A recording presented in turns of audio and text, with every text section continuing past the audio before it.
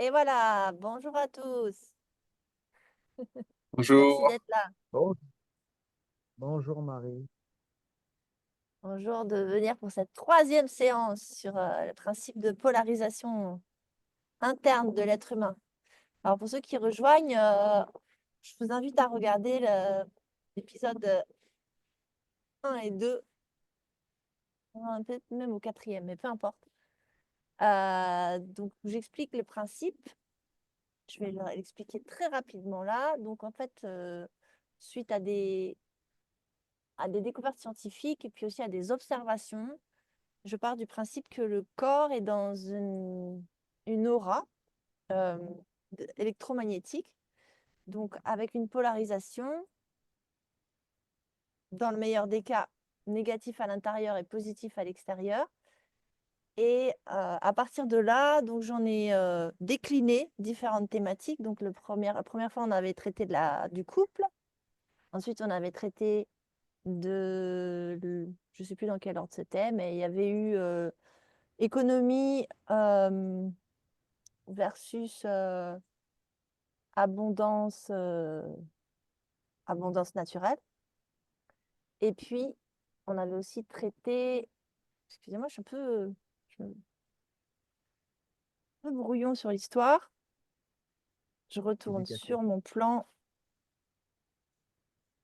Toc. Je crois que je vais couper au montage, hein. Franchement. Et on avait traité de l'éducation versus élévation. Voilà. Et c'est là que j'avais eu l'idée de traiter de la justice. Parce que à l'occasion de cette thématique sur l'éducation, on avait vu que... donc, je vais repartir sur les images après, mais pour installer le décor. L'être humain, il vient au monde, il est amour, il est abondance naturelle, il est libre. Et petit à petit, par différents facteurs, dont l'école, donc la dernière fois on parlait de l'école, il devient un être qui va se plier à une norme, mais qui n'est pas naturelle. Et donc, était apparu au moment de l'éducation certaines bêtises que font les adolescents au moment où ils veulent justement s'émanciper, où ils veulent se libérer. Il y a des bêtises, voilà, enfreindre la loi, des choses comme ça.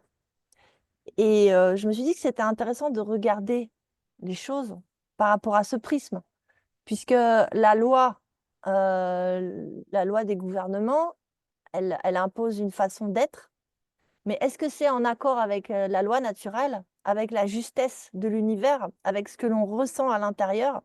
Et est-ce que cette norme qui nous est imposée de l'extérieur finit pas par venir toucher notre énergie vitale, celle qui nous fait faire des choses dans la vie et celle qui nous fait surtout prendre des chemins qui sont plutôt justes, qui sont en accord avec notre âme, avec ce que nous sommes vraiment? Donc j'avais envie de visiter ce thème-là par rapport à ça. Alors pour ça, avant de rentrer dans le thème, je vais faire un rapide survol. Je vais vous partager l'écran de, pour que ce soit au moins compréhensible par tous, du principe de Thor. Voilà. Donc je vais partager mon écran là. Et vous me direz si ça saute entre deux images, parce que c'est ce qui s'était passé l'autre fois. Voilà. Donc, je pars de ce principe-là. La polarisation énergétique, donc qui va être en positif et négatif, elle part du fait que l'énergie, donc qui passe par la ligne des chakras, qui sort par le haut de la tête et par le chakra base, en fait, vient autour de nous et autour de tout corps vivant. Il y a ça. C'est pour ça aussi que la planète Terre a une forme de sphère. C'est pour ça que les galaxies, que l'univers ont un sens comme ça giratoire. Ça met en place en fait des circuits énergétiques. Et donc sur ce modèle-là, nous, de l'univers, on est aussi créé avec des polarités. Et donc, on émane notre énergie à l'extérieur, ce que j'appelle le pôle plus, donc une certaine positivité. Quand je parle de positivité, je ne parle pas d'une positivité psychologique, je parle d'une positivité électrique et électromagnétique. Et quand je parle de négativité, du point négatif, c'est ce qui se passe à l'intérieur. C'est juste le fait que le moins attire le plus, donc le fait que nous soyons creusés, eh bien, nous puissions accueillir les informations de l'extérieur. Donc, c'est ce qu'on appelle l'intuition, c'est ce qu'on appelle la vision ou la clairvision, la claire audience ou le clair ressenti, par exemple, mais aussi l'auto-guérison. Enfin, voilà, c'est toutes les capacités extrasensorielles et les capacités qui ne sont pas tellement reconnues dans notre monde qui a la, la foi et la raison qui nous pousse à croire que tout vient du cerveau gauche et donc que tout est raison. Eh bien, c'est ce qu'on va dire, c'est l'opposé de la raison, c'est tout ce qui nous vient d'ailleurs. Et c'est aussi la théorie de la conscience qui n'est pas dans le cerveau, mais d'une conscience qui serait à l'extérieur. Voilà. Donc ça, c'est le schéma. Et donc, ça nous relie là, dans ce schéma-là, à la Terre et au ciel. Et puis, je vais passer, est-ce que comme ça marche? Ouais, je vais passer à l'image qui est là. Donc, vous voyez là le principe de polarisation d'énergie électrique magnétique de l'être humain. Quand ça fonctionne bien, donc on est en phase avec notre âme qui serait un peu donc l'âme qui réside dans le cœur, hein, pour la plupart des tribus indigènes du monde. C'est-à-dire que le cœur reçoit les informations qui viennent de l'univers et reçoit les informations aussi qui viennent de Gaïa, qui viennent de la Terre. Et nous, dans notre incarnation, par tout ce qu'on transporte par notre vécu d'âme, que ce soit dans d'autres dimensions, que ce soit dans d'autres incarnations, quelles que soient les croyances en fait. Mais on voit bien qu'il y a bien plus grand que notre petit être là sur Terre. Eh bien, on va transformer ça en manifestation dans nos vies, en relation avec les autres, en abondance et en matérialisation. Donc, il s'agit bien d'un processus alchimique, de quelque chose qui est subtil, qui nous arrive, qui peut nous arriver par des images, par des pensées, par des sons, mais qui nous arrive d'une manière qu'on ne peut pas encore retranscrire. Ah, quand c'est passé dans notre corps, on le retranscrit, on peut faire de la musique, on va pouvoir construire des maisons, on va pouvoir faire un métier, on va pouvoir être praticien avec les mains auprès des autres. Tout ça, ce sont des manifestations de nous-mêmes au travers de la matière. Et donc, je dis que cette façon d'être-là, c'est une façon naturelle, une façon d'idée. Et donc, dans cette façon guidée, il y a un certain alignement. C'est-à-dire qu'il n'y a pas de heurts. Et il n'y a pas à faire des bêtises. Voilà, je reviens à cette explication sur l'éducation. L'adolescent qui, à un moment donné, il fait plein de bêtises. L'adolescent qui serait élevé de la manière où il est en accord avec ce qu'il a à faire, où on ne va pas lui dire non, ça c'est pas bien, ça tu peux pas, tu dois rester assis, tu dois faire le contrôle, tu dois.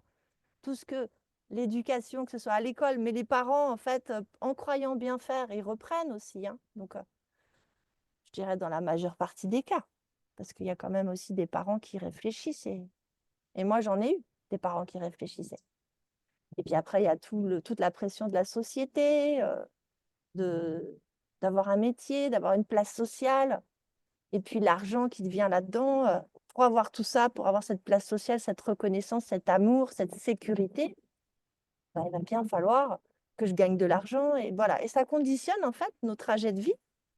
Alors que si on se fie à cette façon que je vous présente là, ben, en ayant la foi et l'amour dans sa propre vie, en se donnant les moyens, on peut tout à fait attirer et manifester notre vie de rêve qui est en fait le chemin d'âme, le chemin qui a été prévu par notre âme.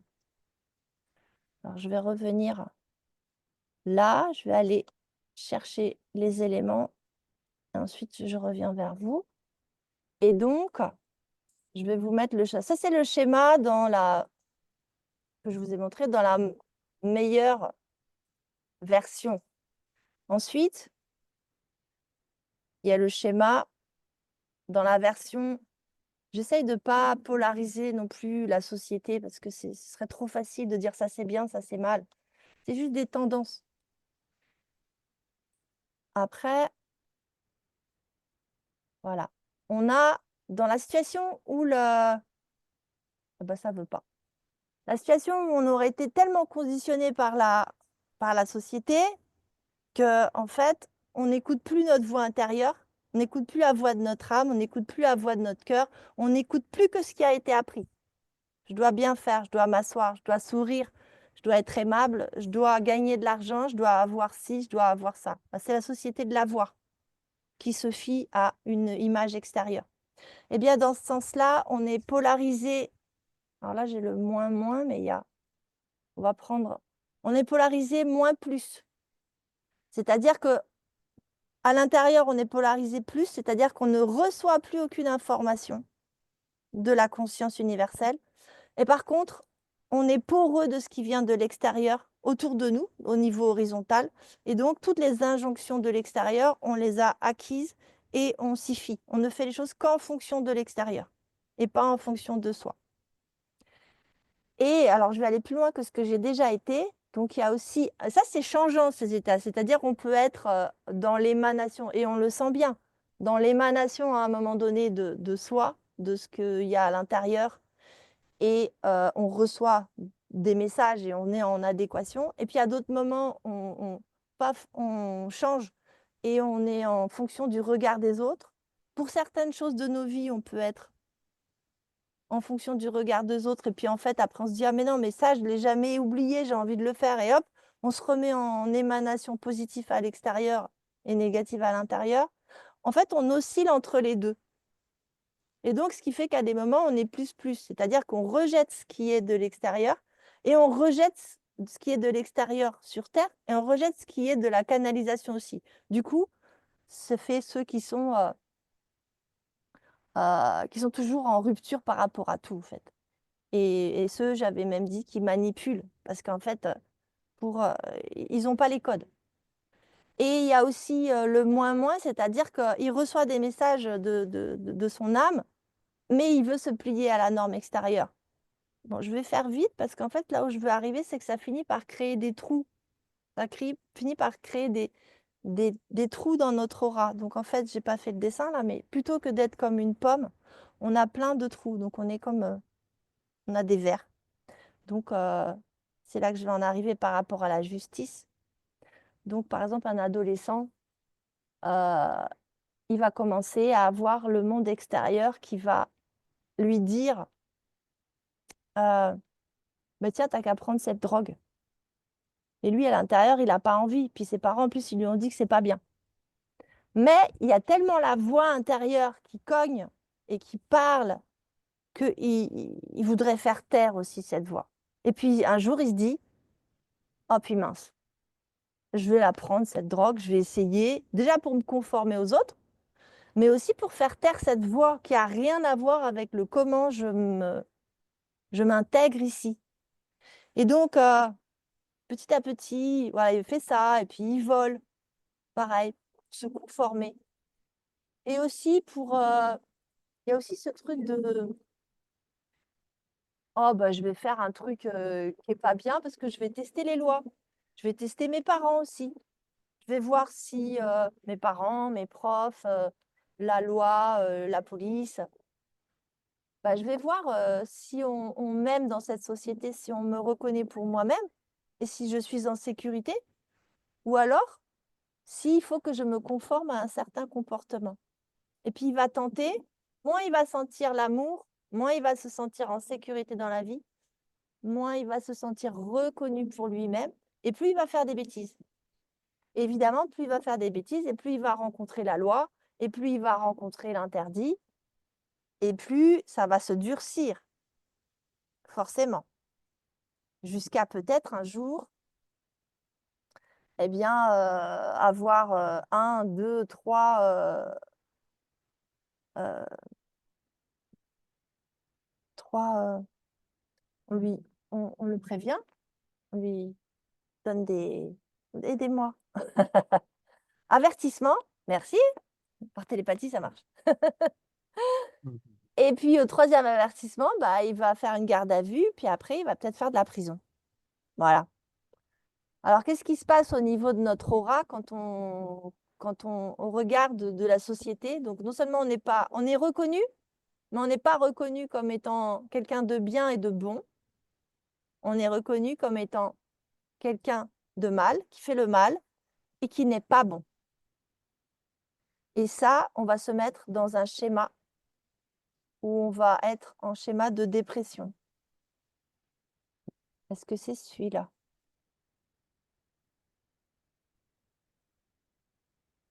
Peu importe. Ce qui compte, c'est que vous sentiez que, en fait, en dépression, il va plus du tout. Donc quelqu'un qui manifeste, qui est en lien avec son âme et qui manifeste cette énergie, je le dis dans une des vidéos, il va émettre 5000 fois plus d'énergie depuis son cœur que quelqu'un qui est en dépression. Donc cet être qui est en prison, que je disais, qui n'a plus son énergie vitale et plus son émanation, il va s'éteindre, il va s'affaisser. Il va devenir complètement diminué. C'est pas quelqu'un qui va dans la vie ensuite avoir de la facilité à reprendre. C'est quelqu'un qui va être détruit. C'est une grande partie des gens qui vont en prison qui sont détruits. En plus, la justice de quoi? La justice des hommes, qui parfois et très souvent est injuste. Cet être qui va finir en prison ou qui va avoir ce jugement, il ne va pas comprendre. Il n'y aura pas de sens. Et donc, il va sortir de prison. C'est pas quelqu'un qui va être, qui va trouver les ressources pour à nouveau manifester des belles choses, être bon, être bien. C'est quelqu'un qui va au contraire avoir tendance à répéter ça dans sa vie. Donc voilà. J'avais envie de vous parler aujourd'hui. Ah!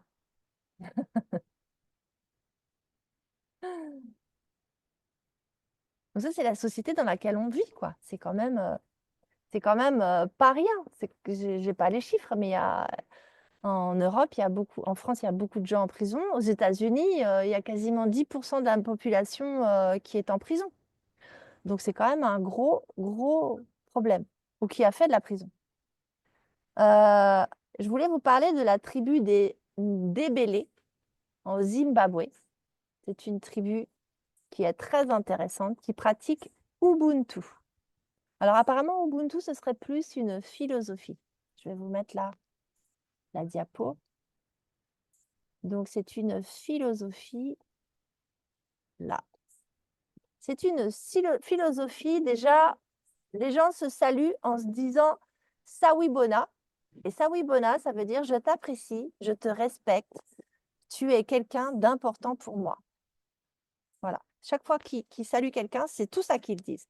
Et la réponse est Sikona, qui veut dire donc j'existe pour toi. Et là, on voit aussi combien c'est important d'être reconnu et donc de se sentir en sécurité par rapport à l'autre et aimer, intégrer par rapport au groupe. Et puis, dans le cas, c'est ce que je vous ai mis là dans la diapositive, dans le cas d'une erreur, on ne parle pas de faute, d'une erreur d'un des êtres qui vit dans cette communauté, il n'y aura pas de punition. Ce qui va se passer, c'est que, donc je lis, lorsque l'un des Ndébélés commet une erreur, le reste de la communauté interprète cela comme un appel à l'aide, comme un obstacle sur le chemin de la bonté. Ses membres se rejoignent alors pour entourer le malheureux et durant plusieurs jours, ils vont lui rappeler toutes les belles et grandes choses que le fautif a accomplies par le passé. Donc vous voyez, c'est complètement différent. Ça n'a rien à voir avec le côté punitif qu'on pouvait dire. Et par rapport à cette histoire énergétique, en fait, il va être reconstruit dans sa bulle énergétique. Ce que vont lui faire en miroir les membres de sa communauté, c'est qu'ils vont lui renvoyer la bonté que lui a émanée un jour. Cette bulle énergétique du tort, elle émet aussi de la bonté. Elle émet aussi de la beauté de l'âme. Elle émet aussi du bien, du positif, dans le sens de ça fait du bien, c'est agréable. En valorisant ainsi la personne qui a fauté, les Ndébélé espèrent la reconnecter, c'est super important, à sa véritable nature. Vous voyez, plutôt que de faire la loi et de faire sanction et de couper du lien social et d'isoler, au contraire, on va aller à l'inverse, intégrer encore plus, rappeler la véritable nature sociale, intégrée, bonne, bien euh, et belle de la personne, et la ramener ainsi sur le droit chemin. Donc le droit chemin, c'est le chemin, ça pourrait s'apparenter à ce chemin lumineux, vertical, qui est un chemin complètement connecté. Mais c'est aussi le bon chemin qui est le chemin de notre âme sur Terre. Donc au sens où nous l'entendons. Qu'est-ce que j'ai raté une ligne? Oui. Il n'y a donc aucune sanction, il n'y a pas de sanction pour cette personne au sens où nous l'entendons, qui est appliquée. Cette action positive creuse un énorme écart entre notre justice, qui repose sur la peur d'abandonner notre liberté. Voilà. En fait, on nous met dans la balance que si on fait mal, on va perdre notre liberté, ce qui ne fonctionne pas complètement, puisqu'il y a des gens qui continuent à enfreindre les lois, temporairement ou non. C'est-à-dire qu'on peut même, dans notre système, dans nos systèmes avec la prison, perdre la liberté à vie, pour toujours. Et leur démarche de repentance et de pardon. Donc je reprends parce que cette action positive creuse un énorme écart entre notre justice et leur démarche de repentance et de pardon. Une pratique qui donne à réfléchir, n'est-ce pas? Alors j'avais envie, là, au point où on en est, de vous laisser rebondir. Et puis après, on reviendra peut-être sur le champ énergétique et comment ça peut faire des trous. Déjà, dans un premier temps, quand ce jeune ou cet être fait quelque chose qui enfreint la justice, on va dire. Et puis après, quels sont les effets de Ubuntu et quels seraient les effets de la punition? Mais on va déjà être avec ça. Comment ça vous fait réagir? Et j'aimerais bien prendre la parole. Avant que peut-être je perde le fil de la pensée, j'aimerais te demander ce que tu nous as partagé de Ubuntu. C'est un modèle qui fonctionne localement dans une tribu. Alors que ce qui veut dire que là, nous sommes dans quelque chose qui est extrêmement décentralisé par rapport au modèle de société dans lequel nous sommes, qui est centralisé, tu l'as rappelé tout à l'heure, avec l'éducation, avec la santé. C'est-à-dire qu'on veut faire prendre pour chaque être la même chose. Chaque être n'est pas, pour moi, capable de recevoir les mêmes éléments. Chacun est un et individu, même si nous formons tous un sur d'autres plans. Mais là, c'est ce que je me dis, c'est au niveau de la justice, donc le fait de pouvoir, comme le fait ce peuple, et moi j'adhère totalement à ça, ce qui voudrait dire qu'il faudrait que nous allions sur des modèles de société où nous refonctionnons presque en village et où l'être pourrait être pris en considération tout simplement tel qu'il est, avec ses polarités comme tu as expliqué, à des moments inversés peuvent être, ou qui peuvent le troubler par rapport à des événements de sa vie. Donc, comment est-ce que, pourquoi, ce que je me pose comme question, c'est comment aller vers cette décentralisation et vers finalement, c'est vers cette quête de souveraineté que chacun peut prendre, peut avoir, en tant que responsable. Et pour moi, c'est un autre point, c'est la responsabilité de chaque être pour aussi non seulement pas vivre son plan unique, mais vivre aussi dans un collectif. On pourrait le retrouver peut-être aussi avec les villages, les éco-villages, etc. Où là aussi, il y a d'autres modes, d'autres formes de règles pour une vie en commun. Donc, je ne sais pas comment est-ce que mes propos là, par rapport à ce que je dis, ça t'évoque. Qu'est-ce que ça t'évoque? La notion de souveraineté, ouais, elle est centrale, je pense, dans cette histoire. Et puis, ce que j'entends avec tes paroles, c'est la notion de représentativité. En fait, dans nos pays si grands, où on ne rencontre pas les dirigeants et où on ne rencontre pas ceux qui nous représentent, où on a donné nos choix à des gens qui sont très très loin et qui font des lois qui sont souvent d'ailleurs déconnectées. Il y a ce souci de ne pas être les yeux dans les yeux, en face à face. Là, dans la tribu, il s'agit d'être face à face. Et j'imagine chaque être qui vient dire les bonnes et belles choses que celui qui a fait l'erreur a faites. Il est proche de lui, il est devant lui, les yeux dans les yeux, les énergies proches. Et c'est dans ce contexte-là que l'échange se fait. Là, le modèle de société dans lequel nous vivons et que tu dis, eh bien, on est détaché de tout ça. On est détaché de cette énergie, de cette présence, de cette coprésence. On est détaché de la responsabilité que nous avons puisque nous l'avons confiée à quelqu'un d'autre. Tu as abordé la notion de responsabilité. Et du coup, c'est transformé par des lois qui vont se multiplier pour multiplier les cas où on va légiférer. Mais comme tu le dis, les êtres humains sont pas les mêmes. Il y a des besoins différents, il y a des êtres différents, il y a des énergies différentes. Et on ne peut pas tout niveler et tout décider. Et puis, moi, je trouve la notion super importante parce que encore, on pourrait dire oui, mais alors on pourrait faire peut-être moins de lois ou des lois plus justes. Ben, moi, je ne suis pas d'accord avec ça.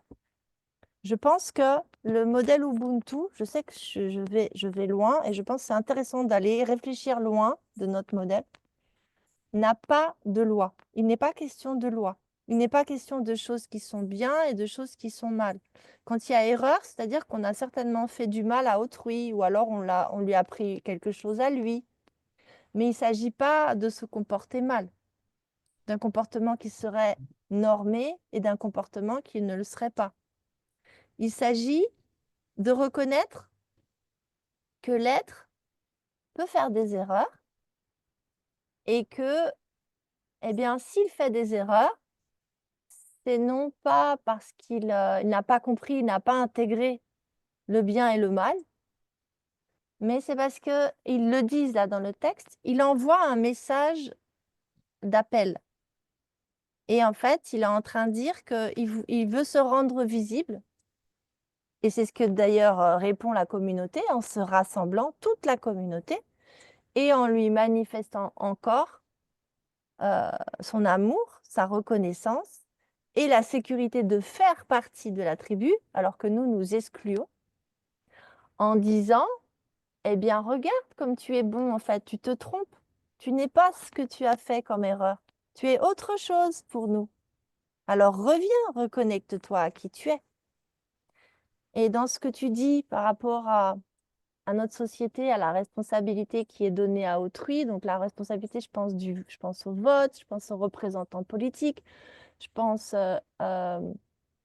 au préfet, je pense à la police qui a le droit de nous arrêter, je pense à l'armée qui a le droit de mort et de vie quand même, hein, ça va loin cette histoire. Eh bien, au lieu de ça, une certaine proximité avec les êtres et un lien qui n'est jamais coupé, eh bien, ça nous dédouane d'avoir à faire des lois. Parce que, en fait, la loi qui s'impose dans cette tribu, et c'est ce que j'aimerais, moi, voir fleurir, c'est la loi naturelle. La loi naturelle, elle est très simple, hein. Il y a très, très peu de lois naturelles. On les connaît tous, en fait. Même les enfants les connaissent. C'est tu respectes autrui, tu es libre jusqu'à ce que tu commences à à perdre la liberté à autrui. C'est tu ne tueras pas, tu ne blesseras pas, tu ne prendras pas ses affaires. Voilà, tu as le droit à un toit, tu as le droit à manger, voilà les besoins primitifs, en fait. C'est très simple. Et sorti de ça, eh bien, je suis pas sûre qu'on ait besoin de beaucoup plus, en gros.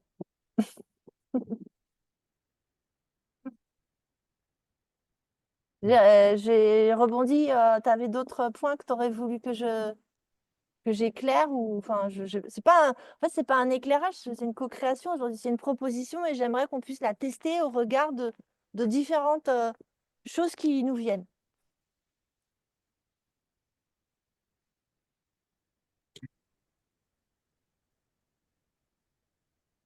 Bah, pour faire écho à tout ce que vous avez dit, bah, déjà, je suis entièrement d'accord. Et en fait, la racine même du problème, en fait, c'est à partir du moment où l'individualisme a été mis en place dans la société, puisque de compartimenter les personnes et de plus être connecté au reste des personnes, pouvoir avoir cet effet miroir et de compassion et d'amour d'autrui, et de se voir en fait figé dans un schéma personnel.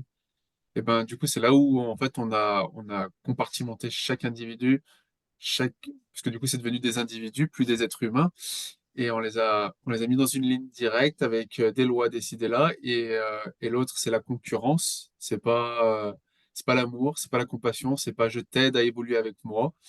Et à partir de là, bah, déjà, la racine du mal-être et du mal prend place, et du coup, on vient régler du cas par cas, mettre des lois, et en fait, un espèce de contrôle vient se mettre en place indirectement sur chaque individu et décloisonner une solution qui est au final pour moi pas du tout productive dans le sens où après c'est des schémas répétitifs parce que ces personnes-là vont apprendre à se nourrir d'énergie négative et auront ce schéma un peu ancré en eux et continueront de l'exploiter puisqu'ils n'auront pas appris par des personnes qui auront envie de les aider vraiment comme on pourrait le voir dans cette tribu, voir qu'il y a d'autres schémas beaucoup plus harmonieux pour soi-même et pour autrui de prendre place et que du coup, bah, ces schémas font que se répéter. La prison en elle-même, c'est pas une solution et je suis entièrement d'accord parce que ça, c'est pas, c'est pas solutionner le problème, c'est le faire perdurer d'une certaine manière. C'est répondre, c'est répondre aux besoins sans y répondre en fait, parce que on répond pas, on met dans une boîte et puis on verra s'il a un éveil celui-là en sortant de la boîte, sans lui donner les outils pour l'avoir. Toi qui as vécu en Afrique du Sud, tu sais que Mandela, pendant qu'il était en prison, il changeait son geôlier tous les jours parce qu'en fait, il était tellement positif, même encore en prison, c'est un être exceptionnel, Mhm. que, il arrivait par ses mots, à convaincre le geôlier de le libérer. Il arrivait à lui faire voir qu'en fait, c'était totalement stupide la position dans laquelle ils étaient tous les deux êtres humains. Et ce que tu as dit me fait penser. Donc, même en prison, en fait, ce que je veux dire avec ça aussi, c'est qu'un être qui rayonne sa lumière, qui rayonne son chemin d'âme et qui est connecté à ce que j'ai proposé comme schéma, les murs et les barreaux de la prison ne sont pas une limite. D'ailleurs, il disait, vous pouvez me mettre en prison, vous ne ferez pas de moi un prisonnier. Mhm. Et cette phrase, elle m'a souvent interpellée en me disant, mais pourquoi ça me touche autant? Parce que quand tu as parlé d'individuation, c'est là que ça m'a fait tilt. L'individuation, c'est aussi la citoyenneté, c'est aussi l'électeur, c'est ces rôles qu'on nous a collés et qui sont venus avec notre état civil et avec notre carte d'identité, nos papiers d'identité. Donc, en fait, je ne vais pas développer là, mais on est tous les trois au courant de la loi maritime et de ces histoires-là. Et puis, ceux que ça intéresse, bah, ils pourront mettre des commentaires, on pourra développer plus tard, ce n'est pas le propos là. Mais en fait, on nous a détachés de ce corps physique, énergétique, de cette connexion de ce corps matériel avec même un plus grand que soi, avec quelque chose de complètement universel et avec ce qu'on n'a pas traité aujourd'hui, mais la dimension divine de notre être-té. Nous sommes des êtres divins, créateurs de l'univers, comme dit Diès. Donc, on nous a déconnectés de ça pour nous faire croire que nous étions un prénom, un nom, une taille, une nationalité, que nous étions un petit bout de papier et que donc, quand on nous appelait au Parlement de justice par cette dénomination et que on nous disait vous avez fait telle bêtise, eh bien, nous devions écouter. Mais en fait, en fait peut-être l'erreur, c'est de nous identifier à à cette dimension beaucoup plus petite de nous qui serait une dimension juste matérielle, citoyenne, sociétale, alors qu'il y a beaucoup plus que ça. Et je pense que l'individuation, c'est une des étapes de ça. Là, dans les Ubuntu, on ne dit pas que la faute repose sur les épaules de cet être-là qui a eu une erreur. En fait, il a eu une erreur et on l'aide. Et puis après, il est réintégré et on revient à une idée collective. Il n'y a pas, il y a pas de détachement. Il y a pas. C'est pas comme. Tout à l'heure, j'avais pris l'exemple du côté pourri dans la pomme. Il n'y a pas ce côté pourri dans la pomme qu'on retire et alors la société qui serait la pomme, elle peut continuer. Il n'y a pas ça du Mm. tout. T'as un problème. Et en plus, c'est à l'inverse. C'est-à-dire, chez nous, celui qui fait une erreur ou qui commet un délit ou qui commence à être visible parce qu'il marche à l'envers de ce qu'on lui a dit, il va commencer à avoir une culpabilité sur les épaules. On va le charger et on va le rejeter. Il y a plein d'étapes qui sont aussi, là je vais le dire, hein, je ne veux pas faire plaisir à tout le monde, mais qui sont des choses de la religion catholique. Le péché, la culpabilité, la honte, le bannissement, la punition. C'est quand même des choses qui viennent de la religion. Pas des choses qui viennent d'une société laïque, tout ça. Enfin, la société laïque a reçu toutes ces valeurs, hein, d'ailleurs. Et l'école laïque en est porteuse. Je dis ça au passage. Et du coup, la justice, et du coup, tout ce qui est le milieu carcéral. Il fonctionne que là-dessus, sinon il n'a pas de raison d'être. Si on voulait imaginer une, une prison au pays des Ubuntu, elle serait vide. Parce qu'en fait, le problème, c'est pas de savoir qui va aller en prison ou comment est-ce qu'on va faire pour gérer ces gens-là. Parce que comme ils n'ont pas la honte, pas la culpabilité, pas le bannissement, pas le rejet, pas la punition, bah en fait, ça n'a même plus de raison d'être. On a retiré le mal à la base. Donc, en fait, je pense qu'il y a le système, mais il y a chacun, nous sommes porteurs aussi de cette individualisation. Et le fait que nous nous identifions à cette individuation, à cette identité, là, je vais arriver là où j'avais pensé peut-être aller jusque-là, mais là, j'y vais parce que, en fait, en nous identifiant à cette identité, nous nous identifions à la possibilité de faire le bien ou de faire le mal, d'être des bonnes personnes ou d'être des mauvaises personnes. D'ailleurs, le mot personne, c'est l'identité. C'est pas nous, c'est pas l'être énergétique qui émane, qui se relie à l'univers. C'est pas lui. La personne, c'est le masque. Pour ceux qui ne savent pas, c'est le masque grec antique qui était là pour faire sonner persona, personne. Et donc, on l'a appelé la personne, mais il cache l'être. L'être, il est dessous. Et, et peut-être ce que je vois là, c'est la responsabilité de chacun de ne pas donner sa représentativité à quelqu'un, de ne pas se prendre pour l'individu et de ne pas croire que nous avons une identité. Les animaux vivent très bien sans identité. On n'en a pas forcément besoin pour vivre. On a besoin, comme tu l'as dit tout à l'heure, Jérémy, pour contrôler. Ceux qui nous contrôlent ont besoin que nous ayons des identités.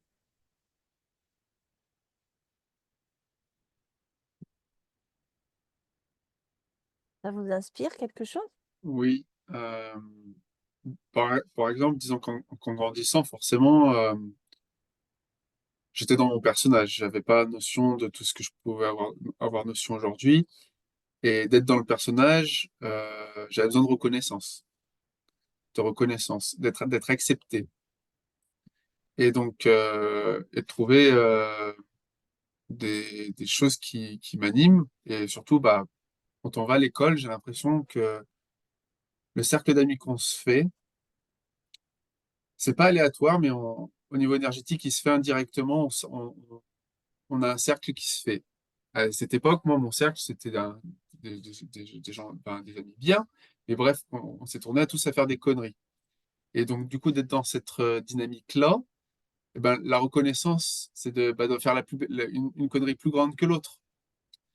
Et du coup, de prendre des risques. Et en fait, c'est juste pour l'idée d'être reconnu, entre guillemets, dans le sens où, waouh, d'être perçu par l'effet miroir d'autrui, et que du coup, t'as eu du cran là de faire ci, et du coup, bah, tu renforces ton personnage à ce moment-là, et tu te sens mieux, jusqu'à qu'entre guillemets, ton histoire est passée, il y a d'autres histoires plus grandes qui se sont produites, et jusqu'au moment où bah, il y a un accident avec une voiture volée, et t'as un pote dans le coma. Et là, tu commences à réaliser qu'en fait, on va un peu trop loin, que ça craint un peu ce qu'on fait. On était un peu dans de la science-fiction. On- on a oublié que la vie, c'était pas, on avait perdu pied et on était dans une illusion.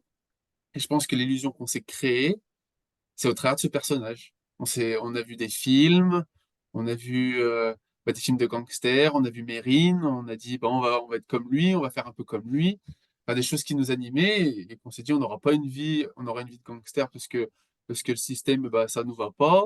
Donc plein de choses dans ce style-là où en fait on vient conforter ce personnage jusqu'à qu'en fait le personnage bah, s'effondre par rapport à des événements entre guillemets tragiques. Il s'effondre parce qu'il y a des gens qui ne vont pas aussi loin ou qui n'ont pas quelqu'un comme ça qui tombe dans le coma et qui continue toute leur vie et qui ne voit pas la différence entre le personnage et eux-mêmes. Moi, je pense que ce que tu dis est très, très juste. Je pense que ça part. En fait, tu me permets de comprendre comment ça marche, cette identification. Quand on est petit et puis quand on est ado, toujours, on a besoin d'émotions fortes. On a vraiment besoin d'être reconnu par ceux qui sont autour de nous. Alors, quand on est ado, c'est un cercle de copains, c'est aussi nos parents. Et puis aussi, les profs, ils sont importants quand même, hein. Et on a besoin de sentir de l'amour parce que c'est une émotion forte. Et que pour grandir, pour devenir un jeune adulte et faire nos premiers pas dans le monde autonome et indépendant, on a besoin de se sentir étayé par de l'amour. Et puis, on a besoin de se sentir en sécurité avec les autres. Et paradoxalement, ces conneries dont tu parles, elles nous font nous sentir en sécurité. Parce qu'on a un nombre de gens autour de nous qui sont de même trempe que nous. Et donc, on sait qu'on sera toujours aidé. Mais je pense qu'au départ, quand on commence à faire des conneries et donc quand on commence à faire ça parce qu'on veut appartenir à un groupe, c'est parce que comme dans Ubuntu, au même titre, j'imagine que quand celui qui a fait l'erreur, qui est au centre, il reçoit toutes ces bonnes paroles, ça doit être très très fort. C'est-à-dire cette reconnexion à l'amour, à la reconnaissance des autres et à la sécurité donnée par l'amour doit être très très puissant. Ça doit être un moment où ils doivent pleurer. Enfin, j'imagine surtout sur plusieurs jours, ça doit être vraiment quelque chose de fort. Eh bien ça, c'est quelque part inconsciemment ce que le jeune qui déconne cherche. Sauf que chez nous, il va pas risquer de le retrouver. Parce que c'est tout ce qui nous est dit comme étant débile. Enfin, on voit bien les gamins, tout ce qui va être positif, de compliments et tout, ça se fait pas devant les autres, par exemple. C'est, dire je t'aime quand on est jeune, c'est pas facile. C'est quelque chose qui met du temps. Alors encore plus à un pote, quoi. Donc en fait, il va chercher ce collectif et il est prêt à enfreindre les lois, il est prêt même à risquer sa vie, jusqu'à ce qu'il y ait des potes qui perdent la vie ou qui soit dans le coma, comme tu dis. Et là, donc en fait, dans Ubuntu, il n'y a pas de personnage, c'est ça que ça veut dire. Il y a l'être qui est là et qui rencontre l'être-té des autres. Et donc, il est juste nourri par ce flux-là d'amour et il n'a pas besoin d'aller le chercher ailleurs. Dans nos sociétés à nous, on nous dit de porter un masque. Et ce masque, il cache aussi l'être que nous sommes. Et ce masque, il nous impose de nous divertir toujours plus parce qu'on croit que c'est là qu'on va chercher et remplir et se nourrir d'amour et de ce dont on a besoin. Et comme on ne le trouve jamais, on continue parce que c'est quelque chose sans lequel on ne peut pas vivre. Et c'est sûr qu'à l'extérieur, on ne le trouve pas. Sauf quand il arrive, comme ce que tu dis, un pote qui tombe dans le coma après un accident de voiture. Là, le personnage tombe et les émotions sont là, fortes. L'amour pour le copain est là et on réalise qu'en fait, on n'est pas juste ce personnage qui faisons un jeu vidéo dans la vie. Non, on est des vrais êtres de chair et la vie est finie. Il y a un début, mais il y a aussi une fin. Ça peut s'arrêter. Et du coup, on est reconnecté, comme le disait les Ubuntu, avec cette nature réelle et profonde. Et moi, je pense que ça, c'est des cas extrêmes où, voilà, bah là, que ce soit un pote qui soit au bord de la mort ou que ce soit soi, c'est vraiment des coups de tonnerre où on reconnecte. Déjà, je pense qu'on peut y arriver sans avoir à avoir ça, parce que maintenant, de plus en plus, on est dans un monde où la conscience s'élève. On peut l'entendre, on peut être touché. Et puis, ça, c'est une des côtés. Mais je pense qu'on est aussi dans notre couche énergétique, on est aussi impacté, on est atteint. On est, même si on arrive à maintenir, c'est ce que je disais au début, à maintenir quand même un niveau d'énergie et de foi dans la vie. Comme il n'y a pas beaucoup de miroirs, il y a énormément de gens qui sont encore très, très influencés par le monde extérieur et qui écoutent les invectives. Bah, c'est pas facile de se maintenir comme ça, brillant, rayonnant, ayant la foi et l'amour.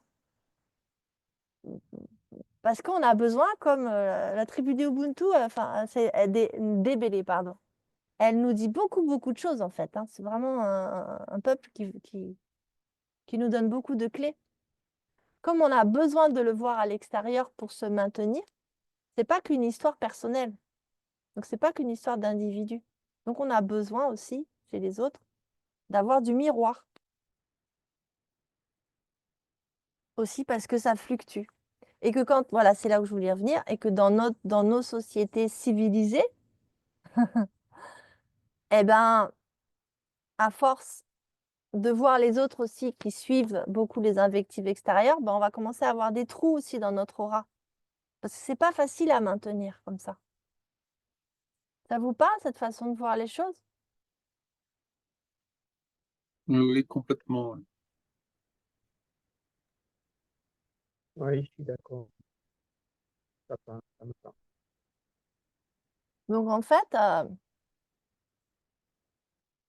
bon, nous, on a, là qui sommes là les trois, on a d'autres modèles de société déjà plus petits. En fait, spontanément, on recrée la tribu, différentes tribus. On recrée des tribus de gens qui vont parler comme ça, par exemple. On se rassemble avec des gens. Alors, Internet permet de dépasser les kilomètres et les éloignements physiques.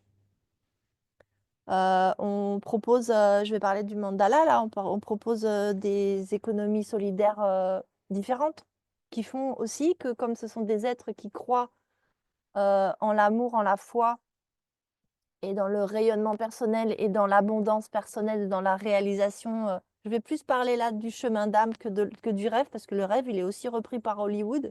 C'est autre chose.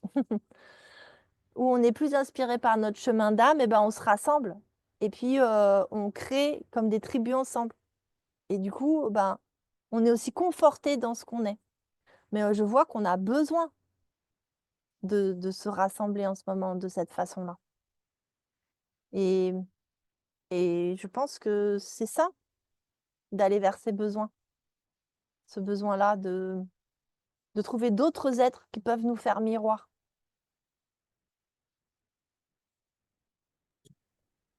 Justement, ces différents espaces qui peuvent exister, comme le font les Ubuntu. Enfin, au niveau sociétal, nous, comment on vit, on ne peut pas avoir de tribu, mais disons, comme tu l'as dit, il y a plein d'autres manières, en fait, comme on se rejoint là, comme les mandalas, comme tout plein d'espaces. Et c'est des espaces où réellement, en fait, on, on- on a la volonté, au final, sans le savoir, indirectement, on vient se soigner au travers d'autrui. On vient aussi, bah, quand on a agi mal, et ben, en fait, on peut en parler sans avoir peur d'être jugé et d'être puni, en fait. On peut se libérer.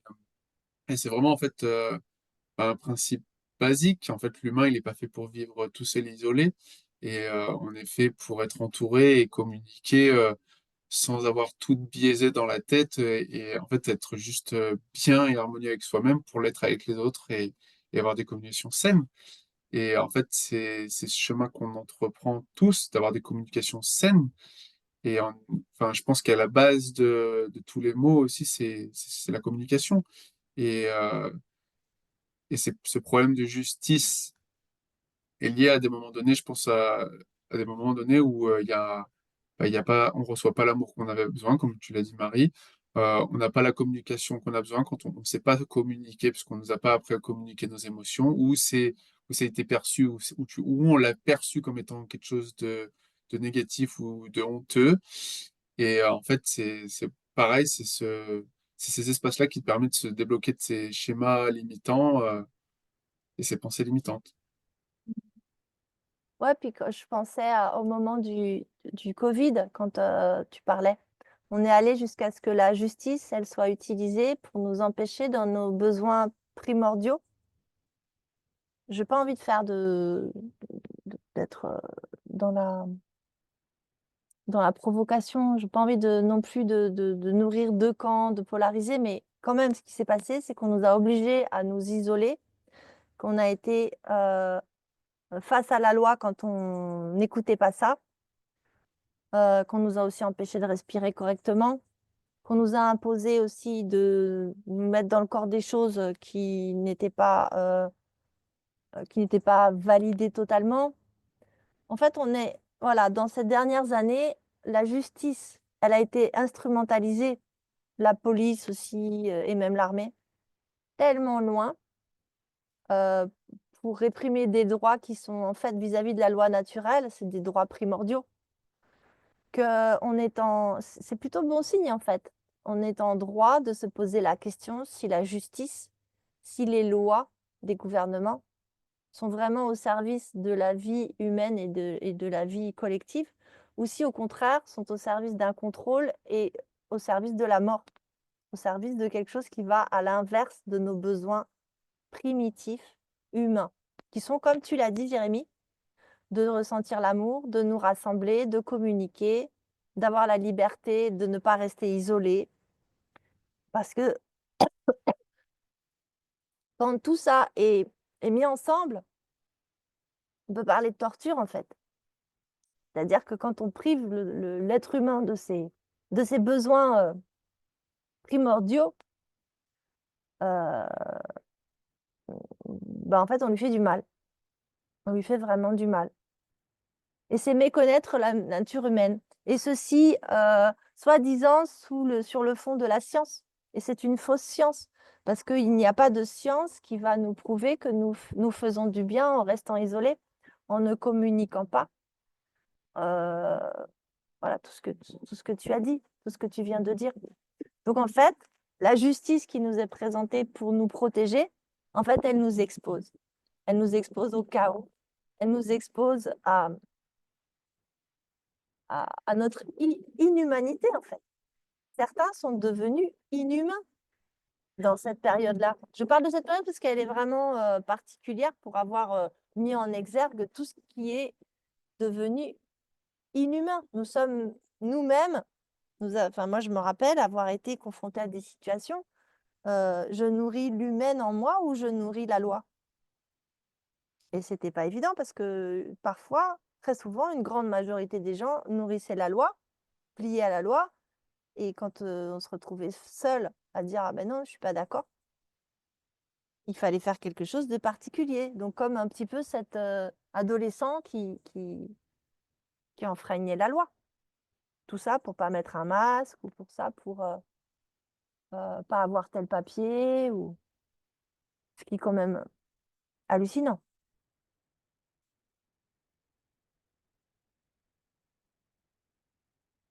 Mais bon, la bonne chose, c'est que ça nous a fait ouvrir les yeux à beaucoup. Et j'espère que ça pourra nous faire ouvrir encore plus les yeux sur la véritable loi naturelle, les véritables droits que nous avons de naissance et sur notre véritable nature. Et donc, en fait, c'est assez simple, parce que quand on ressent de la joie, voilà, la nature nous a donné un kit pour ressentir quand on est juste et quand on l'est pas. Quand on ressent de la joie, oui, on va dire, c'est tout le temps. Sauf quand on est corrélé sur des besoins qui sont liés à des plaisirs furtifs et des plaisirs qui vont tout de suite s'évanouir. Mais quand on prend une décision qui fait pas de mal à autrui et qui est durable aussi, et qu'on est dans la joie, on est souvent connecté à son âme et à son chemin de vie. Donc en fait, moi, je remplacerais bien la justice par la joie d'être. Et apprendre ça aux enfants.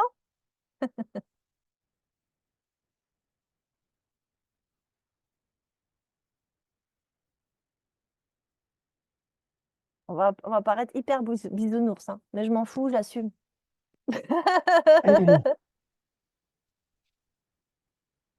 Anne-Marie, si tu voulais dire quelque chose? Ouais, c'est pas simplement être, comme tu viens de dire, là, paraître. Non, on n'a pas à paraître, on a à être. Donc, et moi, ce que je voulais dire, oui, ce qui me semble, pour moi, une essence essentielle, c'est d'être relié à cette loi naturelle, comme tu dis, mais être relié aussi à tout ce vivant qui nous entoure avec toute cette conscience. Et là, il y a un équilibre, il y a une harmonie, il y a tout ce qu'on retrouve et finalement qu'on nous a mis d'appartenir à ce que Jérémie aussi a évoqué, un besoin de sécurité, d'autres éléments comme ça. Finalement, on peut se sentir n'importe où dans l'espace du vivant, en harmonie avec, et il y a plus ces notions où là, ça amène la notion de peur, et elle n'a pas lieu d'être lorsque l'on est connecté avec cette essence. C'est ce canal finalement que tu décris, que je ressens. Donc cette énergie qui nous pénètre et qui nous amène, oui, pour terminer, revenir à tes derniers propos, à de la joie, mais une joie qui est intérieure, qui se nourrit, qui se cultive, et de cette joie intérieure, et bien, comme cette tribu et par rapport à cette attitude, on peut, euh, on peut écouter l'être, donc c'est la distinction très justement avec le personnage qu'on nous demande de réaliser pendant ce temps ici. Et dans cette tribu, il y a la notion d'être. Et bah, l'être, il est connecté à un environnement, il est connecté à d'autres êtres et tous les êtres vivants qui entourent.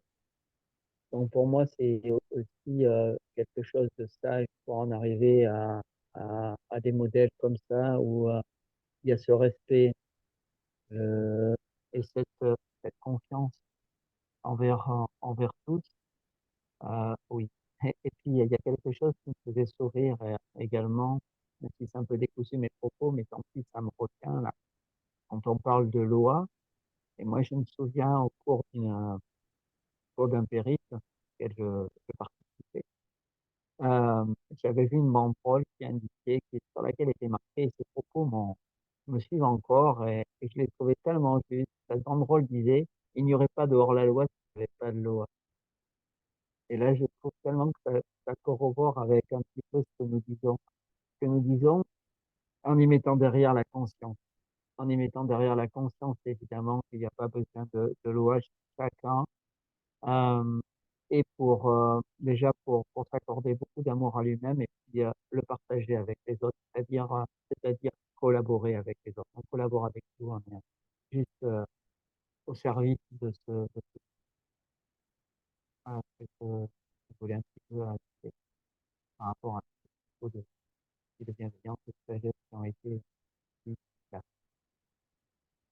pas très bien entendu sur la fin. Pour? Tous ces propos qui ont été dit là, voilà, c'est un petit peu sur quoi je voulais revenir. Enfin, du moins, Hmm. exprimer ma pensée. Merci, ouais, ça donne une dimension plus large.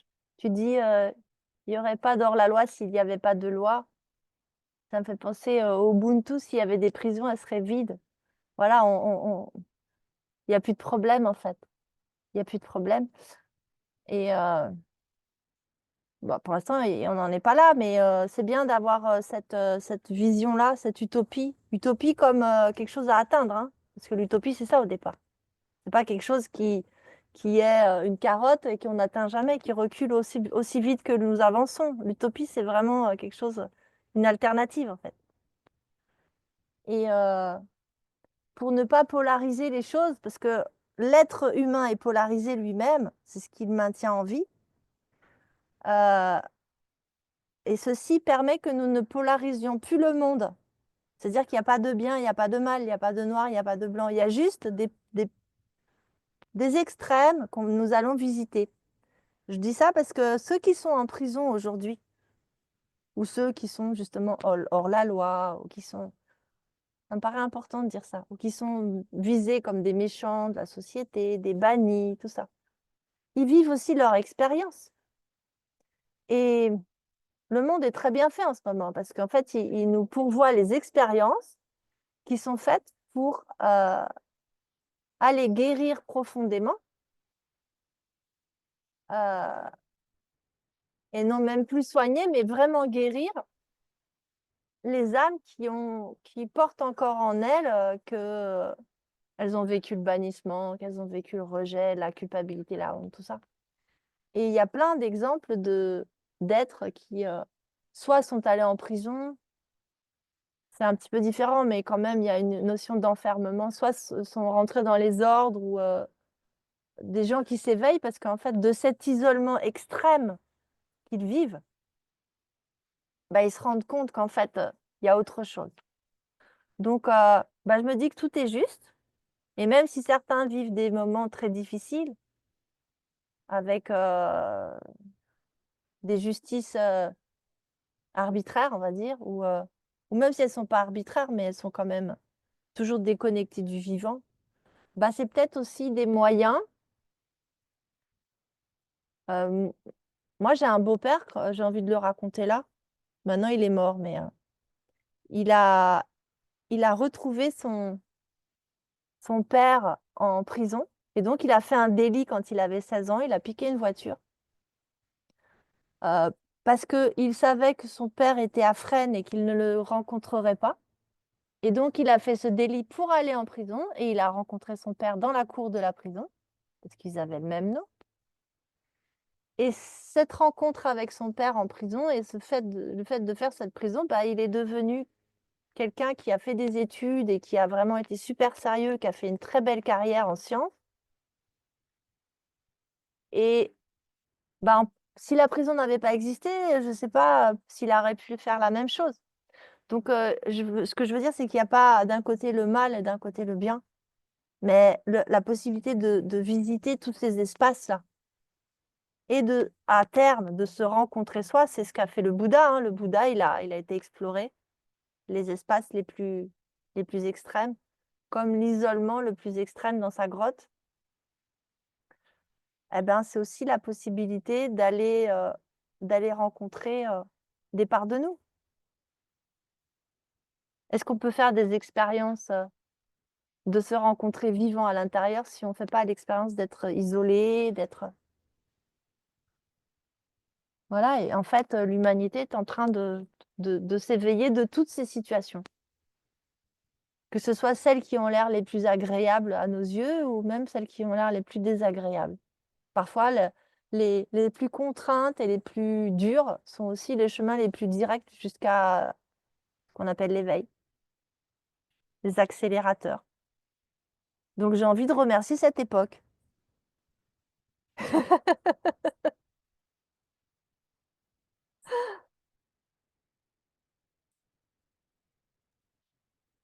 Tu as complètement raison de dire remercier cette époque parce que je fais aussi partie de ceux qui avaient en lui des marqueurs de par son parcours.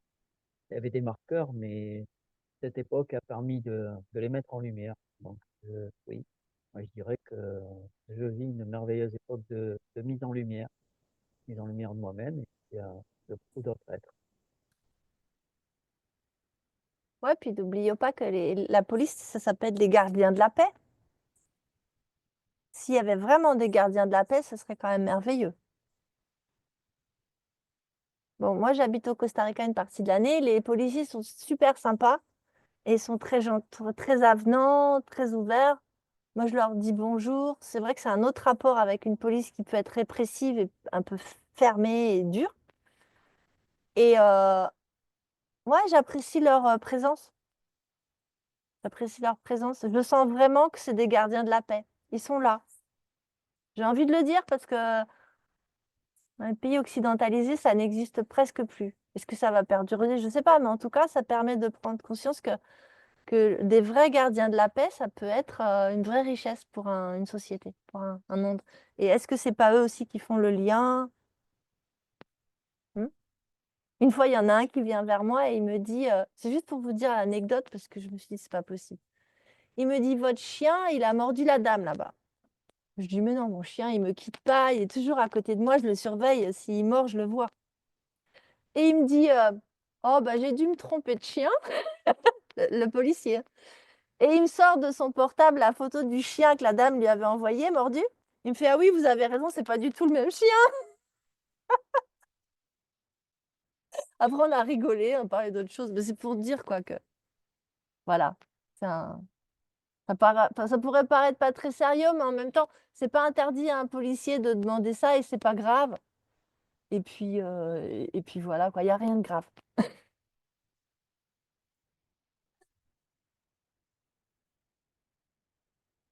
Peut-être que là où tu es, donc au Costa Rica, en effet, il y a une autre dimension d'amour et de paix. Et ces gens-là, ils ont dans leur cœur encore la bienveillance et de la bienveillance et non pas quelque chose qui a été aujourd'hui inculqué là encore parce que aussi ils jouent ce rôle, les policiers, c'est comme les médecins, comme les enseignants, comme beaucoup d'autres, c'est parce qu'ils croient qu'ils font le bien en te disant en te mettant devant quelque chose que, que tu viens d'avoir fait, au lieu d'être considéré comme, j'aime bien l'expression, un bon père de famille, te montrer oui, tu as fait ça, mais est-ce que c'est bien pour les autres ce que tu as fait? Se faire interroger, s'interroger. Alors certains vont me dire, ben, dans le monde occidental dans lequel je vis, moi aussi, euh, tout a été rendu comme cela, déshumanisé, dématérialisé, d'ailleurs on n'emploie que des termes comme ça, voilà, euh, simplement pour une seule chose, la rentabilité de chaque acte. Et derrière chaque acte, il y a un flux financier qui entre en ligne de compte. Et si le policier ne remplit pas certaines, certains actes qu'il doit faire, d'ailleurs, ils ont même des primes incitatives à faire les actes plutôt que d'être le bon père de famille bienveillant. Tu me fais penser à une anecdote aussi, toi aussi, dans les anecdotes. Moi, je me rappelle le cas d'enfant d'une amie. Euh, Ces enfants donc se passent dans une tranquille française et au moment où ils doivent rentrer chez eux, donc ils sont à peu près à une dizaine de kilomètres de chez eux, il n'y a plus de moyens de transport. Il n'y a plus de bus, il n'y a plus de métro, il n'y a plus rien. Et donc, comme Jérémy le disait tout à l'heure, les faits de bande et tout ça, il y en a un qui dit, si on volait des vélos, voilà, on rentrerait plus facilement chez nous. Mais donc, ces enfants, avec la bonne conscience des bons enfants, bien élevés, bien éduqués, tout ça, non, on va pas faire ça, on va pas faire ça, on va pas faire ça. Et donc là, une patrouille de police a commencé à les observer. Et donc, la patrouille de police les a suivis, les a traqués, jusqu'à ce qu'ils commettent l'infraction pour leur tomber dessus. À aucun moment, ces policiers ne sont venus les trouver et leur demander est-ce que vous avez un problème, est-ce qu'on pourrait vous enfin voilà, aux parents. Non, il y a eu juste l'attente de commettre l'acte pour tomber dessus et les amener en garde à vue, ça peut avoir pour des mineurs, etc. Mais c'est là où revient. Il y avait un peu d'amour, ce sont des pères de famille, là, qui sont là. Les pères de famille, ça pourrait être leur enfant. Et comment cet homme-là ou ces hommes-là, ils auraient pensé que si un collègue à eux avait arrêté leur enfant, enfin, même pas arrêté, mais simplement demander à leur enfant qu'est-ce qu'il faisait, et puis d'appeler, on appelle tes parents, ils vont venir te chercher, je sais pas, enfin, voilà, quoi. Mais ça, voilà, ça n'a plus cette dimension, l'humain, pour en revenir à mes propos, et l'être humain en tant que tel, il est déshumanisé. Voilà, il est pris dans un système où justement c'est la course aux chiffres, au résultat. Et ce qui fait que contrairement à ce que tu viens de relater, où là, ici, dans le pays ou dans lequel tu es, euh, tu as cette bienveillance du policier, tu en rigoles presque. On rigole parce que, bah, un chien, par rapport à notre chien, c'est la même chose. Voilà. Mais il n'y avait pas cet acte de continuer à te persécuter, à te nuire. Mais si c'est vous, c'est votre chien, il y a un témoin, ça aurait pu être une escalade comme ça en Occident et puis se retrouver, comme beaucoup de gens, en garde à vue pour rien. Voilà. Simplement pour avoir une politique de résultat, de chiffres. C'est ça qui vient derrière et derrière ces lois. Et après, ce matin, j'avais en mémoire, j'ai quelque chose qui pour moi est douloureux de quelqu'un qui est un bon être, qui est un bon être humain et qui aujourd'hui se trouve mêlé effectivement avec la justice. Et il se trouve également que certains d'entre nous ont pu expérimenter ce qu'est une garde à vue, ne serait-ce que pendant des manifestations, je pense aux Gilets jaunes et autres, et ces arrestations abusives voilà, etc. Et donc, on est mis dans un engrenage, dans un rouleau compresseur où on veut nous faire dire quelque chose qui ne nous appartient pas, qui n'est même pas vrai, mais on va nous faire craquer psychologiquement pour nous faire avouer quelque chose. Et une fois que là, les mots ont été mis, sont déposés, enregistrés, et bien là, ça devient très compliqué. Et cette personne-là, en question, cet être-là, qui aujourd'hui vit ça, par rapport à quelqu'un qui a colporté quelque chose, mais maintenant, il va falloir apporter la preuve par rapport à cette machine judiciaire mise en route, cette injustice, moi je dirais cette injustice, il va falloir se mobiliser tout autour déjà, comme d'autres peuples autochtones, se mobiliser, montrer de la solidarité, de l'amour, de la bienveillance pour faire que ben, là aussi, il n'y ait pas une injustice par rapport à un être. Et, et c'est ce que je veux dire. Voilà, ce système à la course, à la rentabilité, dans tout, enfin, voilà, au résultat, a déshumanisé tout ça. Mais j'ai de l'espoir, je reste pas sur cette note-là. L'espoir, il est, comme je l'ai dit au début de mes propos, cette période-là est faite pour mettre en lumière. Et donc, quoi que nous soyons venus expérimenter là, nous sommes de plus en plus sensibilisés par cette lumière qui est présente, cet amour, cette bienveillance et cette reconnexion. Donc, je pense que chaque être, chaque être, à un moment ou à un autre, va être touché, va être sensibilisé par quoi que ce soit, mais il y a quelque chose qui va le toucher pour se reconnecter à son essence divine. Ouais, j'ai envie de faire le mot, son essence divine. C'est ça. Ben, Cette, j'espère que cette ton raison. ami, cette personne que tu connais, cet être, Ouais. va vraiment avoir le soutien et Ben, il a va déjà le mot. et Il a déjà le l'univers va faire ce qui est juste pour lui dans le chemin qu'il est en train de réaliser. Et je pense que dans ton histoire, tu mets bien aussi en exergue la polarisation faite, mais pas au niveau humain là, au niveau d'un côté, ben, ce qui est juste, que cet être-là a fait, ou ce qui est juste. Je reprends l'exemple du chien parce que je le connais. Et puis, pardon. D'un autre côté, ce qui est du personnage de l'agent, du personnage du coupable qu'on veut rendre coupable. Donc, on lui donne le personnage du coupable et puis on lui charge. Et puis, il y a la paperasse, toutes les preuves, les trucs qui sont écrits. Et puis, il y a tout l'organe du gouvernement derrière. Il y a la justice, il y a les lois, il y a l'éducation, il y a aussi le regard des autres. Enfin, il y a vraiment un instrument qui est énorme. Et à tous ces niveaux, il y a la peur. Il y a la peur du policier de mal faire, de ne pas avoir les arguments, les éléments, de ne pas trouver celui qui aurait fait le délit. Il y a la peur de ne pas appliquer la loi. Il y a la peur en tant qu'État de ne pas être un instrument de la justice. Imaginez en fait toutes les belles volontés qui sont en fait dans ces peurs. En fait, des bonnes volontés de bien faire. Comme tu dis, l'agent, il a la bonne volonté. Le coupable, il a la bonne volonté. Quand il est assailli de questions et qu'on on le torture psychologiquement, il a la bonne volonté de... Et donc, il fait aussi peut-être une fausse déposition.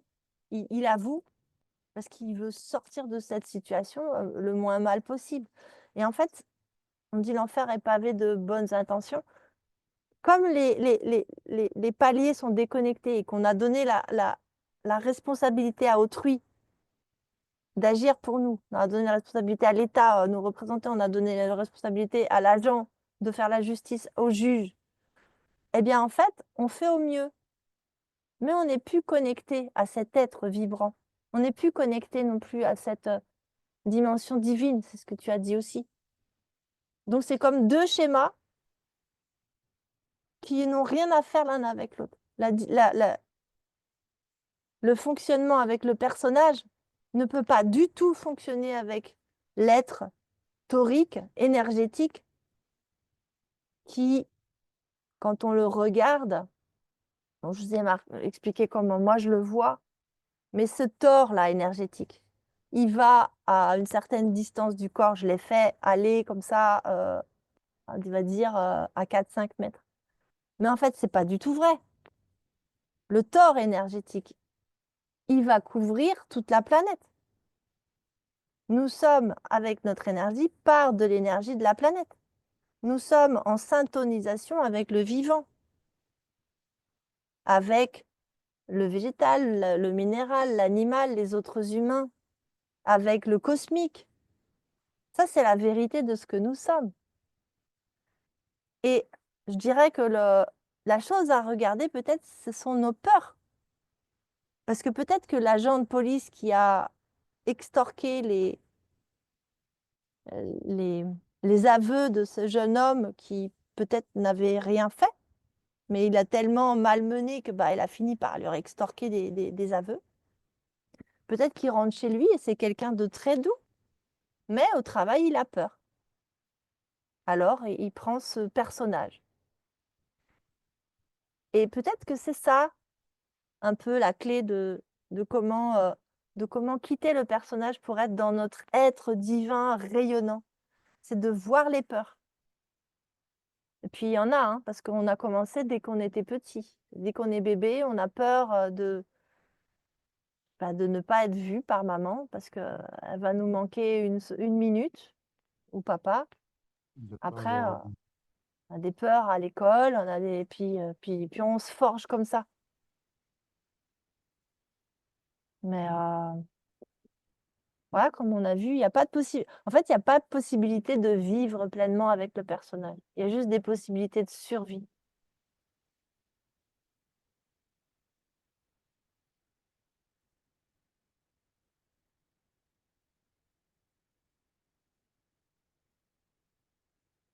Et le pire, c'est qu'on a des peurs inconscientes qui nous poussent à faire des choses. Je trouve que c'est le plus... Autant pour moi, c'était difficile à un moment de voir mes peurs, de me dire, ah, je suis mise en mouvement par ces peurs. Oh, c'est pas terrible quand même, j'ai pas envie de me voir comme ça. Et puis là, depuis pas très longtemps, ça devient une bénédiction de voir les peurs qui me mettent en mouvement. Parce que je me dis, ah ok, ok, je vais pouvoir fonctionner autrement. J'ai pas envie de continuer cette chaîne en fait là, de la peur. Parce que c'est véritablement une chaîne. quand on se maintient à un fonctionnement en fonction d'une peur, on donne une validation à l'autre, comme les Ubuntu qui valident le leur qui a fait une erreur, mais ils le valident dans le bon. Quand on maintient une peur, on valide le fait que cette peur, elle soit bien à garder. Et du coup, on rend quelque chose qui empêche de vivre, en fait, qui nous amène vers le côté mort de l'être humain, qui est le masque, qui est le personnage. Parce que c'est ce qui est dit par la loi maritime, hein, c'est que quand on est né, on est mort en mer. Donc, c'est pas une façon juste métaphorique de parler. Réellement, c'est ce qui a été dit.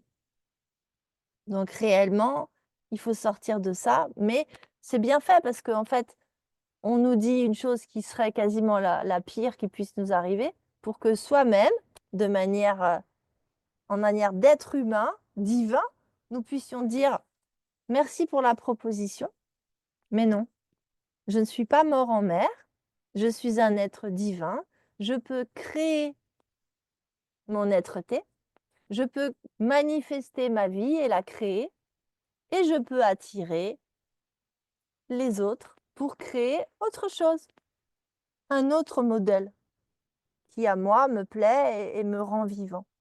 Donc, il n'est pas question de s'opposer à rien du tout. Il n'est pas question de lutter. Il est juste question de voir ce qui nous a maintenus là, donc la peur qui est comme une chaîne qui nous a maintenus à ça, et de la rompre et de dire merci, même pardon. Je te pardonne d'avoir essayé ça et je te laisse avec ça. Et c'est d'une puissance illimitée. C'est une bombe. Que ce soit pour soi-même dans sa vie de manifestation, mais aussi pour les autres. Quand on vit comme ça, il se passe quelque chose. On n'est même pas obligé de parler avec quelqu'un ou enfin, il se dégage quelque chose. Un vent de liberté, certains diront. Jérémy, Non, justement, quand tu parlais de la lutte, ça m'a fait écho, parce qu'en fait, cette lutte, c'est une sorte de lutte illusoire avec soi-même, parce que comment j'ai pu le percevoir, ça fait peu de temps, c'est qu'en fait, quand on lutte contre quelque chose où on veut pas que ça continue comme ça, mais en fait, on est dedans. Donc, en fait, en étant dedans, en fait, sur quoi on lutte, c'est soi-même, parce que si en étant dedans, en fait, on est actif dans quelque chose qu'on veut pas.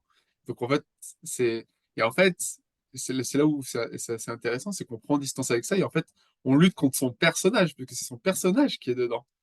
Et du coup, bah, bon, après, c'est des prises de conscience, et chacun a son rythme, chacun avec son libre arbitre, il fait comme il peut.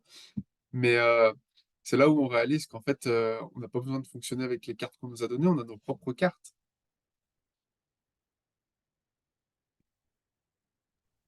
pour ça, il faut se voir avec les yeux de la divinité, de qui nous sommes, parce qu'on récupère nos pouvoirs. Et c'est pas le pouvoir comme on l'entend dans un gouvernement. Le pouvoir, c'est juste la capacité à faire et à être.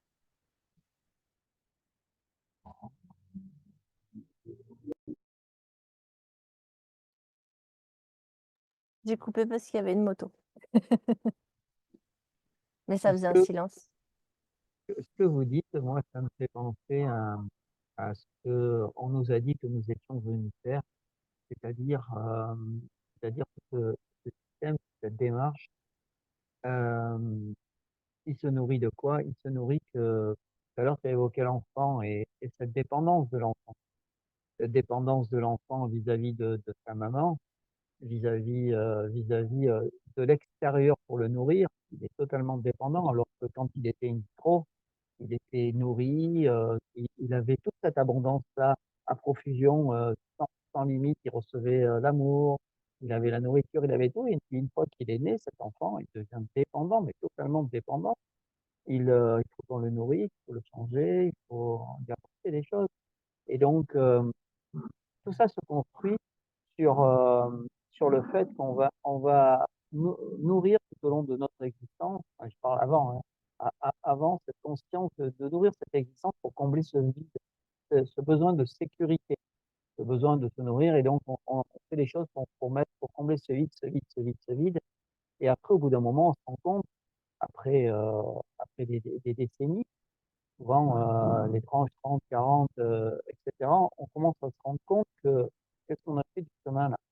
Ce chemin n'a été que pour combler ce vide. Et maintenant, qu'est-ce que je fais? Ben, j'essaie de maintenir j'essaye là de ne pas perdre ce que j'ai mis dans ce vide. Et tout s'oriente autour de ça, à ce combat, oui, à ce combat pour ne pas perdre ce que j'ai mis là-dedans. Et donc là, on est toujours dans une dimension de l'extérieur. Il y a pas d'être, mais c'est le personnage. Et le personnage, aujourd'hui, c'est bon nombre d'individus qui sont là-dedans. Et on leur a fait croire qu'ils avaient mis, pour combler ce vide, cette illusion, c'était tout, c'était le bonheur. On leur a fait croire que ce vide-là qui était rempli, c'était le bonheur. Voilà. Et donc, eh ben, ils sont toujours à même de continuer jusqu'à ce qu'il y ait des signes. Il y ait des signes pour leur faire prendre conscience que peut-être le bonheur, il est pas long, là où on leur a fait croire qu'il était. Mais peut-être qu'il était déjà en eux à trouver. Et puis, après, de l'apporter au quotidien. Voilà, dans chaque acte, dans chaque pensée, le nourrir, le nourrir. Et puis, ouais, ça me ramène à la joie et au sourire. Ouais, puis cette cellule dont tu parles de l'enfant qui est dans le ventre de sa mère et qui est nourri, qui a besoin de rien, mais quand il sort, c'est un peu chaotique, quoi, ce que tu racontes. Et c'est vrai. Et il est entouré par ses 2 parents et alors ça va. C'est peut-être aussi l'image, moi quand j'ai entendu, comment fonctionnent les Ubuntu et puis c'est un cas, mais il y a toute une philosophie de village, hein, enfin de tribu. C'est vraiment il y a beaucoup d'outils différents que je ne connais pas, entre autres le bonjour. C'est aussi une autre cellule qui est recréée autour de l'être. C'est-à-dire que d'ailleurs, j'avais pensé parler aussi de la famille nucléaire, dans une autre émission. Heu, Autour de cet être qui est sorti dans le monde et qui a perdu ses repères et qui n'a plus d'enveloppe et qui n'a plus de contenant et qui paraît, perdu. Alors, la société lui a dit: Voilà, tu vas mettre ce masque, tu vas jouer ce personnage et ça va te permettre de pas être perdu». Et les Ubuntu, ils font une autre métaphore. Ils recréent la métaphore du ventre autour de l'être, de du contenant d'autres êtres. Et à un moment, ils sont le contenant d'un être qui a plus besoin de présence et de sentir, heu, l'énergie, parce que tout ce qu'on a dit, c'est l'énergie. Mais à d'autres moments, ce sera un autre qui aura besoin et alors on va se rassembler autour d'un autre. Et j'aime bien cette métaphore d'une humanité qui est en même temps le contenu, ce qui reçoit et en même temps ce qui donne. Ce qui fait que c'est une forme qui est hyper puissante parce qu'il y a besoin de rien de l'extérieur. On a vu avec les lois, mais il y a pas besoin de religion. Une religion, il y a besoin certainement de Dieu, mais Dieu, à l'intérieur de ces êtres qui donnent la parole, qui disent: «Je t'apprécie, je te respecte, tu es important pour moi». On Moi, j'entends la dimension même divine de l'être qui dit ça et qui lui rappelle que c'est pas juste, c'est pas juste des personnes, avec une identité, une carte d'identité qui sont en train de t'exprimer. C'est la divinité au travers de moi qui te dit: «Je t'apprécie, je te respecte, tu es quelqu'un d'important». C'est c'est une parole qui apaise, qui nourrit. Parce qu'elle est chargée de l'énergie, de l'univers et ce modèle-là des Ubuntu, il est magnifique parce qu'il bah, je pense qu'ils ont peut-être envie aussi d'avoir nos voitures, nos montres et tout ça, donc peut-être ils sont quand même, pervertibles, mais en tout cas, moi d'après mon point de vue, j'ai l'impression qu'il manque pas grand-chose.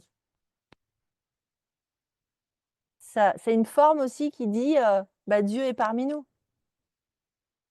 et même si tu commets quelque chose, de terrible, eh bien, Dieu est quand même parmi nous. Et quand je dis Dieu, je dis pas le Dieu des religions, je dis le principe universel de création. Je dis, je dis quelque chose de plus grand que nous. Je dis peut-être aussi la conscience universelle. C'est ça aussi, je pense, d'être un être humain, c'est aussi d'être un représentant de la conscience universelle sur Terre. Et quand on parle, ne pas juste parler depuis notre mental, notre raison, parce que c'est celle qui a appris à survivre avec le masque dans ce monde, mais c'est apprendre à parler depuis son cœur qui est connecté à des paroles qui sont des paroles de la conscience universelle, donc des paroles qui ont leur poids, qui sont entendues, qui sont chargées d'une énergie d'amour.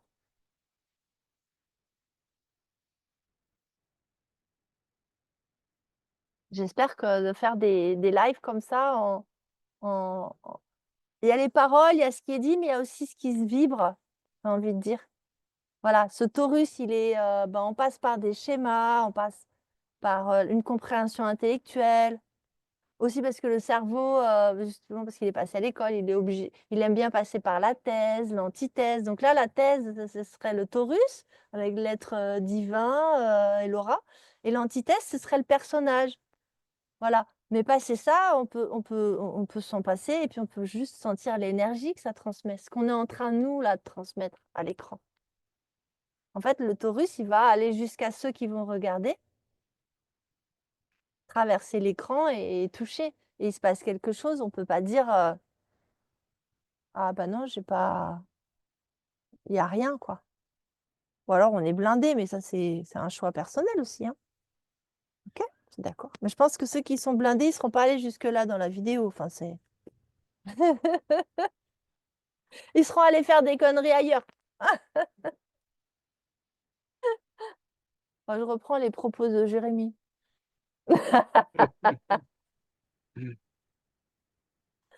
Bon, bah voilà, je crois qu'on a fait un bon tour d'horizon. À moins que vous ayez envie de ramener encore des choses. Non, moi j'ai dit, j'ai ressenti, j'ai perçu, j'ai entendu, et pour moi c'est clair, et c'est vrai que c'est posé ce qu'on a dit. Moi, ce que j'aime aussi, c'est quand, que ce soit les lives, que ce soit des moments de discussion, euh, les mots nous amènent à un certain niveau, mais en fait, c'est pas les mots qui sont importants, c'est ce que ça résout pour nous amener à un niveau vibratoire. On se dit, il n'y a plus besoin de mots. Non, c'est ça. Il y a une Et puis c'est évidence. c'est cette gymnastique qui se produit aussi entre ce qu'on se dit en fait, qu'on ne peut pas prévoir, et qui nous amène sur des plans plus élevés, et qui nous donne des réflexions plus poussées entre guillemets. Et qui est là, qui est toujours là à chaque Mhm. instant, en chaque être humain. Et même si ceux qui nous regardent, à un moment donné, ils ont pu avoir. Parce que le mental, en fait, il est fait en deux parties. Il y a le parti qui dit ouais, ouais, vas-y, ça c'est bien, tu l'as appris, c'est bien, vas-y, fais ça, fais de l'effort, tout ce discours-là, quoi. Et puis il y a l'autre partie de l'ego, parce qu'en fait, il n'y a pas de plus et de moins. On dit il y a un ego qui est bon, mais c'est juste qu'il nous soutient dans des choses qu'on a décidées. Et puis il y a l'autre ego qui fait ah ouais, non, mais là, ce qu'elle dit, vas-y, c'est du grand n'importe quoi. On a une dimension divine, on est connecté au cosmos, ouais, ouais, c'est machin New Age. Voilà, ça, c'est le diable aussi qui nous dit des trucs. Et c'est bien aussi de reconnaître ces voix-là. Donc en fait, ce qu'on fait là ensemble, c'est qu'on se fait un ping-pong avec nos voix aussi intérieures. Et du coup, on rend compte aussi d'une vérité qui est là, qui se dit, puis quand elle se dit, bah, elle se résout toute seule pour arriver à ce qui nous traverse et qu'on nomme. Et c'est là que je veux en venir. L'auditeur, s'il regarde et qui se dit à un moment donné un jugement, ouais, mais bon, la vibration divine, tout ça, ouais, mais bon, ils sont perchés, quoi. Eh bien, d'aller voir en lui, est-ce qu'il n'y a pas un petit peu quelque chose en lui qui fait ça? Est-ce qu'il n'y a pas un peu quelque chose qui lui parle du masque du personnage? Ok, on n'est pas forcément au même niveau de compréhension. On a peut-être mis les peurs à un autre endroit qui fait que, oh là là, parler de ça là, ouh, je sens que ça dérape, je me sens pas bien. OK? N'empêche que pourquoi pas aller imaginer que ça existe? Ça coûte rien. Après si ça paraît faux, bah, on le relègue. On ira le voir plus tard ou pas. C'est comme la prison. Bon ça là, je le mets dans une boîte, ça m'embête, hein. Je vais le ranger de côté là, on le lâchera peut-être plus tard ou peut-être pas. Voilà, qu'est-ce que vous mettez en prison en vous, quoi? Ouais, c'est bien de regarder les méchants qui se font mettre en prison sans sécurité. Ah, ils sont pas dans la rue, ah, génial et tout, c'est bien. On peut circuler, mais ceux qui sont à l'intérieur de nous, heu, est-ce qu'on a envie d'aller les voir? Et d'aller faire Ubuntu avec nous? Parce qu'on peut aussi faire ça. On peut faire ça entre nous collectivement, mais on peut faire ça aussi de part de nous et c'est ça aussi Ho'oponopono. Donc c'est cette méthode hawaïenne qui fait qu'on on se pardonne à soi-même. Donc ça dit, «Désolé, heu, pardon», vous vous rappelez? «Désolé», il y a «Je t'aime», mais je crois qu'il arrive en dernier. Oui. Bon, enfin, vous trouverez Ho'oponopono. C'était pas préparé, vous voyez? C'est il y a 4 temps et on se le redit, on se le redit, on se le redit. En fait, on fait, ce que fait Ubuntu, mais on se le fait à soi-même. Il y avait je t'apprécie, Je t'apprécie. je t'accepte. Mmh. J'ai pas ces mots-là, moi. Ah, dans Ubuntu, il y avait «Je t'apprécie, je te respecte. Ah, je te respecte. Tu es important pour moi». Ça, Ouais. c'était dans Ubuntu. Ah Enfin, oui, Ubuntu, il c'est y une avait philosophie, hein, et ça, c'est dans le quand il y a quelqu'un qui pour dire bonjour. Voilà, c'est le Ah, bonjour. Mmh. Déjà, si le policier qui va arrêter quelqu'un, il dit ça à quelqu'un, je crois que ça désamorce aussi le truc.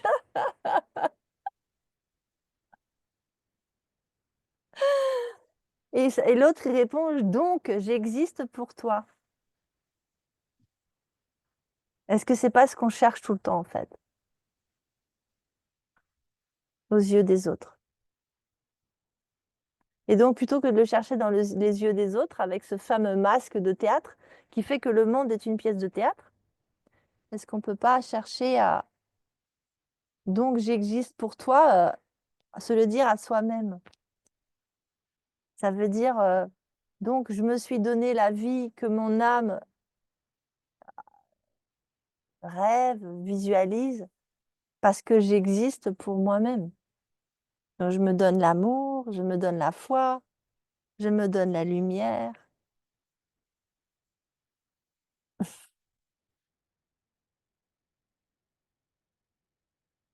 Bon, je crois qu'on va s'arrêter là-dessus parce que c'est touche d'espoir et de merci à vous vraiment du fond du cœur, c'est très, très bon ces collaborations-là, prend merci, une dimension, un grand mmh, plaisir. mmh. c'est à toi d'ouvrir cet espace, de partager nos vibrations pour, pour plus grand nombre. Voilà. Juste avec sagesse et humilité et que ça fasse tranquillement. Que ça aille dans les endroits où ça doit aller. Après ça fait son chemin. Moi j'écoute, la voix intérieure et puis, je fais. Sur le principe du tort, j'essaye de me maintenir là et puis voilà, c'est. Eh bien, bonne soirée, journée à vous. Merci à vous aussi. À bientôt. À bientôt. Merci, au revoir. Donc la prochaine fois, je pense, la famille nucléaire. Bye bye.